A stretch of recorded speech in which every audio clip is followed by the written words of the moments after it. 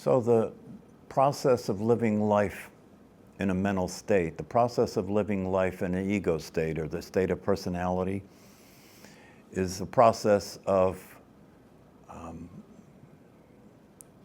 expressing your right to pursue happiness. It's a process of pursuing happiness. What does that look like? It looks like noticing what's missing so that you can look for what you want and get it. And in today's world, the best place that has to offer everything you want and offers you the opportunity to get it faster than anywhere is Amazon, the warehouse of the ego. But the teachings offer us something better than Amazon. Right? What could you get faster than the experience of who you are? What could you get faster than the experience of what you are? What could you see faster than seeing? What could you hear faster than hearing? What could experience life faster than awareness?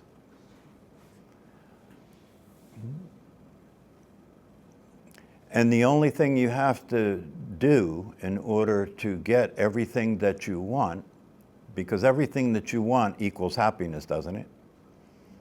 Yeah, so the only thing that you have to do in order to get everything that you want is allow yourself to notice who you are and be that, and then you have it. It's hard for us to imagine being happy without getting something first, isn't it? It's hard for us to imagine that happiness lives outside of time. And yet, our true nature lives outside of time.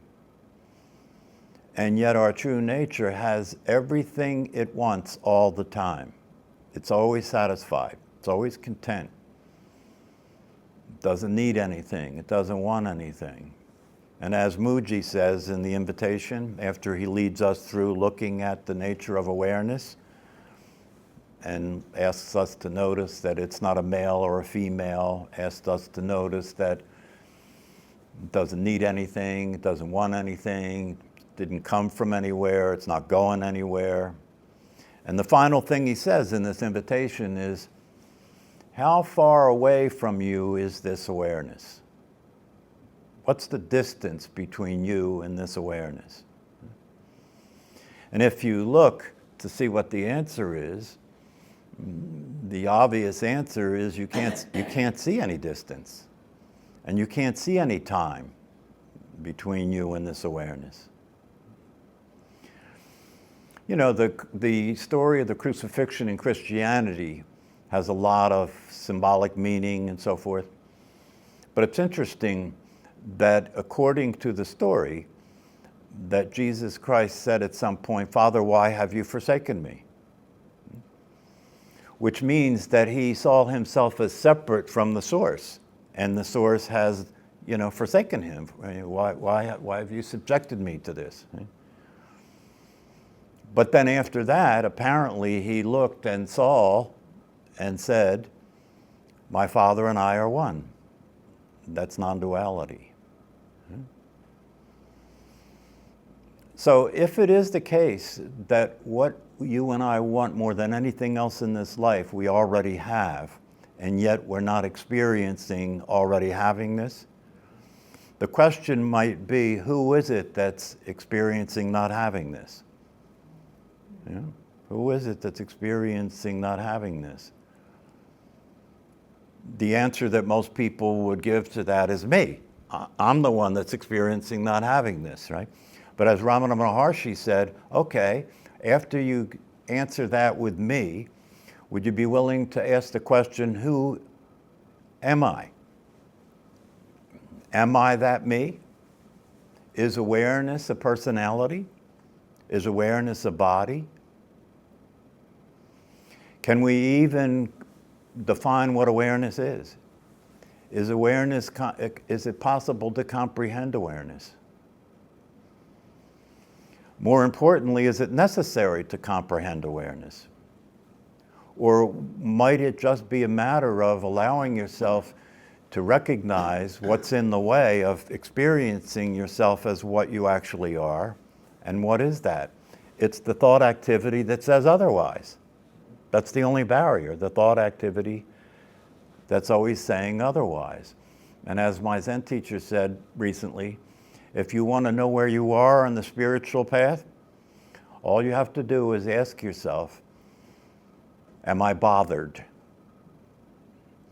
Yeah? Because if you train your mind to accept things as they are, you'll never be bothered.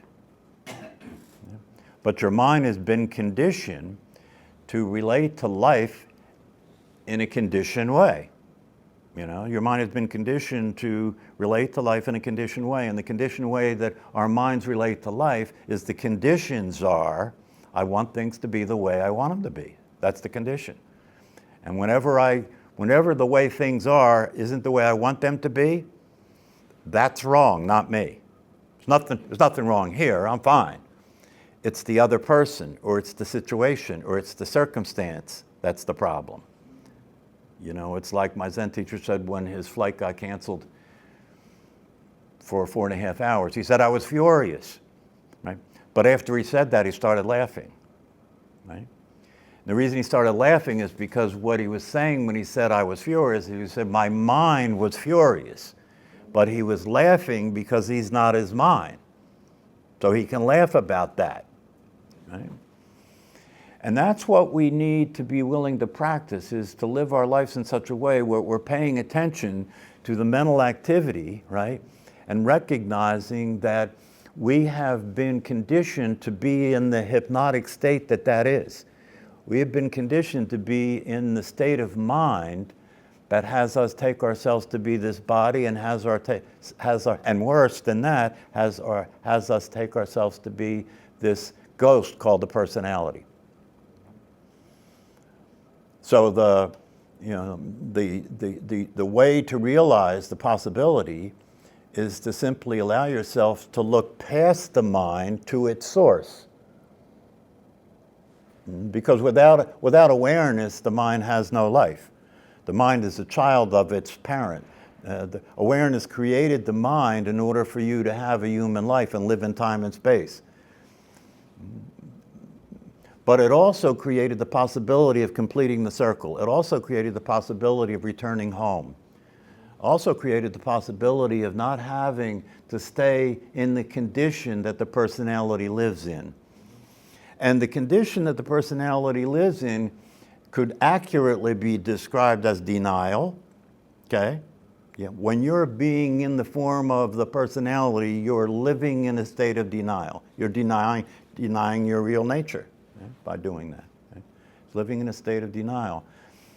And if it were possible for the personality to have a clear experience of what it's like to be in that state, right? If the personality could experience what it's like to be in the state that it's in, the experience would be hopelessness and desperation. That's what recently I've been interested in this concept, the dark night of the soul, what is it all about? We know that Jesus went through a period where he went into the wilderness. We know that Buddha went through a period when he first sat in meditation where he faced all the demons, the Maya, right? And so what is this dark night of the soul? My theory is, because recently I had an experience that the only way I could understand it was through this definition, right? My theory is that the dark night of the soul is a precursor to becoming fully awake to your true nature. And that precursor is to actually have an experience of what it's like to be a personality from the viewpoint of awareness. In other words, to be aware of what it's like to be who you take yourself to be. And my theory is that if you were aware of what it's like to be who you take yourself to be, you would experience the most intensive desperation you ever could imagine. And that desperation would be the desperation to get out of this, right?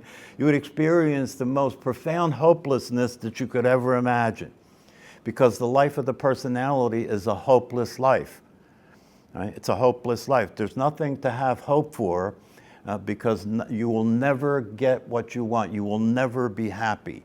You will never be awake. You will never be satisfied. You will never experience the happiness that you've been giving up all your energy to pursue. You will never experience that. And the experience of that, never being able to experience that, is an undescribable sense of hopelessness and desperation.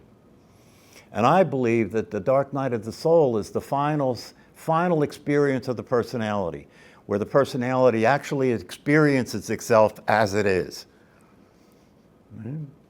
And if you could have that experience of experiencing yourself as it is,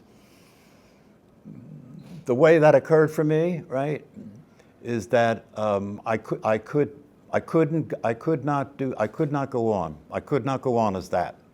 I could not go on as that. It was the suffering was too uncomfortable. Right? And the ability to go through that final stage, right, of the personality is founded on the fact that you have enough grounding in your true nature to tolerate that experience. Does that make any sense? In other words, that you've had contact with who you are, okay? And that's real for you, and you practice that every day in meditation, and you practice that every day in your life through the informal practice of meditation, resting as awareness for brief moments, right? That you're grounded sufficiently to experience the truth about who you've been being. And that experience reveals to you the unworkability of that, the desperation and the profound hopelessness of that, and the unexpressible suffering that's involved in being that. It's unexpressible. The suffering is unexpressible. And we protect ourselves from having that experience, don't we? Yeah. By doing what? Not allowing ourselves to pay attention to that, but paying attention to what we want and what we want to avoid. Our whole life is that. That's where our attention is, right? So we never have an opportunity to actually stop and experience what this that we take ourselves to be is actually like, right? I came across this. I thought it was interesting. One night, since I couldn't sleep, I went up to the meditation hall and sat all through the night. I was just sitting with raw pain and almost no thoughts about it. And then something happened. I had a completely clear insight that my whole personality, my whole ego structure was based on not wanting to go to this groundless place. Everything I did, the way I smiled, the way I talked to people, the way I tried to please everybody, it was all to avoid feeling this way. I realized that our whole facade, the little song and dance we do, is all based on trying to avoid the groundlessness that permeates our lives. By learning to stay, we can become very familiar with this place, and gradually, it loses its threat. Instead of scratching, we stay present. We're no longer invested in constantly trying to move away from insecurity. We think that facing our demons is reliving some traumatic event or discovering for sure that we're worthless. But in fact, it's just abiding with the uneasy, disquieting sensation of nowhere to run and finding that, guess what? We don't die. We don't collapse. In fact, we feel profound relief and freedom. This was from Pema Cauldron. What is she saying there? That's related to what I was talking about, you know, that if you can bear, if you're grounded enough in the reality of who you are, right, that you can bear the experience of what it's really like to be who you're being, right? And if you can stay in the presence of that, just by being in the presence of that, the mirage that it is will dissolve because it's not real. But you can't discover the unreality of it without discovering what is real, without making contact with what is real. And when you're in contact with what is real, looking at what's not real, it loses its effect. It loses its effect. So that's why I think this dark night of the soul is important and valuable, right? In reality, human beings are living in the dark night of the soul, but they're not experiencing it. Yeah, because what is the dark night of the soul? The dark night of the soul is living in the form of a personality, right? Which, as the Buddhists say, is a hungry ghost. Can never be satisfied, can never be fulfilled, can never be happy. And so there's a desperate attempt to get that fulfillment, satisfaction, and happiness all the time, you know? We wake up in the morning in the process of, you know, seeking this fulfillment. We wake up in the morning in the process of a mental state in which the pursuit of happiness is governing our behavior. And the pursuit of happiness is governing our behavior is being run by a mental state that is insatiable. It's being run by a mental state that produces thoughts that you take to be your thoughts, and then you follow those thoughts, which has you go out and make money, go out and try and get attention, go out and try and be okay, go out and try and get what you want and avoid what you don't want, and then go to sleep and do the same thing the next day. It's definitely Groundhog Day. You know, the details may change, but the general situation is exactly the same every day. Right? So life becomes boring, you know, and it becomes a matter of this sense of desperation that is beneath it all, this sense of hopelessness that's beneath it all that we don't want to be with and we don't want to face. That's what she was talking about in that thing that she called groundlessness. You know, this sense that we have no real grounding. We have nowhere to stand. You know, we have nothing to depend on. You know, our world and our life is built on a sand, is built on no foundation that has a real structure to support our experience. And so we just stay in the hypnotic state. And the thing that keeps us in the hypnotic state is we all can't be wrong. If 8 billion of us are hypnotized and we're all pursuing happiness, it must be the right thing, right? Consensus is what has us determine what's real, isn't it? Consensus. Look at money. Money's just paper. It's the agreement of its value that makes it money, right? Consensus. Consensus has us take the personality to be who we are. Why? Because everybody believes that they're that. How can it be wrong? Right? Everybody believes that they're that. Even though it doesn't work and even though it produces suffering, that's the only consistency about it is it produces suffering. Even though that's the case, we will take a blind eye to that and just keep playing the game hoping that it'll work. But when you make contact with the truth of your experience of what you are, you make contact with hopelessness. There's no hope that it's going to work out. It's a good experience to experience that profound desperation, right? Because that profound desperation allows you to see that it's time to get off this train. This train is not going anywhere. You know, you would think that we would be able to notice as we get older, right, that who we've been being and how we've been living our lives hasn't worked. You would think that we would notice after we have years and years and years of that going on, right? It takes a real hypnotic state to stay in the idea that you're someday going to win this game. Even though the obvious is obvious, right? That this is a temporary affair, as my Zen teacher says. This is a temporary affair.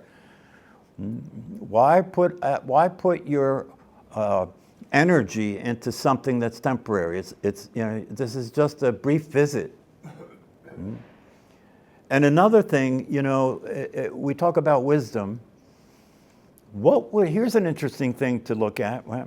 If you were living your life and your life was an expression of wisdom, what would your life be like?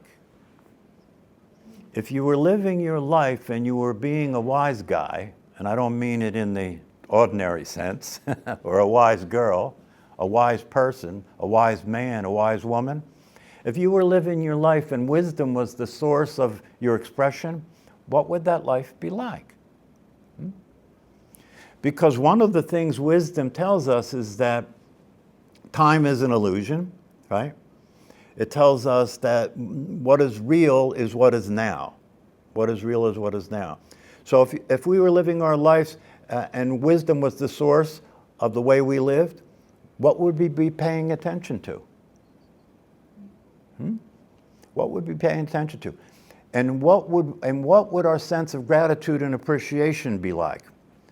Because if you were living your life from wisdom, right, you would realize that the aliveness that you're experiencing is a gift. It's a gift. It's an amazing, incomprehensible experience. We don't even know what it is. And yet here we are. And you have this body that is a miraculous operation, you know. As good as science is, science still can't figure out how this thing works. It's beyond that, not let alone the brain, So here we are. We show up here in time and space with this thing that can walk around and eat things and make love, and this thing in our head that talks, right? That we can use if it stops using us, right? And if we come to live our life with wisdom and living in a wise way, right, what would bother us? What would bother us? Because all you have to see is, if you're living your life in a wise way, you're living your life as the awareness that you are, not the conditioned mental state that plays. And if you're living your life as the awareness that you are, it's possible to recognize that awareness does not suffer, ever. When that awareness is aware of suffering, the suffering that it's aware of is occurring to the person, not the awareness. But when the suffering is occurring, even though the awareness is right there, right, what do we pay attention to? The personality's condition, the personality's expression, the personality's suffering. The sufferer of the suffering is what we pay attention to, and that sufferer of the suffering is an illusion. It's an illusion, it's not real. But you can't experience its unreality when you identify with it. The only way you can experience its unreality is to identify with reality, identify with what you actually are, which is the awareness. And when you identify with what you actually are, which is the awareness, instead of being an object in space, you become the space objects are in. Instead of being an object in space and time, you become the space and the timelessness that the objects are in. And that's an experience of freedom. That's an experience of relief. It's a great relief to experience that your mind has been sufficiently trained, right, that it now is not bothered and it's not bothering you. But in order for that to happen, you first have to take responsibility for the condition it's in. And the condition it's in is it's bothered a lot. It doesn't take much for it to be bothered. The temperature is enough, isn't it? The temperature is enough to bother you, right? See, this is the thing. When you see this botheredness, right? If you recognize that that's not you that's bothered, it's your mind, right? And your mind isn't alive. Your mind is a program. And a program can be reprogrammed. So what do? We pay attention to the programming, and the way we program our mind, right, is to not identify with it, to not go along with it, to not act it out, to not speak it out, right? If you don't go along with it, the programming is not being used, and its use, the fact that it's not being used, has it begin to dissipate and disappear. That's called neural programming. If, neural programming continues to exist through its use. If you stop using it, the program will die out from disuse. Same thing with the mind. So this is how we train the mind, right? To pay attention to it and notice when it's bothered, right? And don't be bothered when it's bothered. So it can learn about not being bothered, right? Not learn, but be reprogrammed not to be bothered. And if your mind is sufficiently trained so that it's not bothered, then it's not bothered and you're not bothered by it. That's why training the mind is our job if you're going to be wanting to live a consistent awake state, is to train the mind. And that's why the 8 verses of training the mind that I mention here, and you can Google it if you want to find out what they are, right? It's the training the mind, 8 verses of training the mind, right? Training the mind to do what?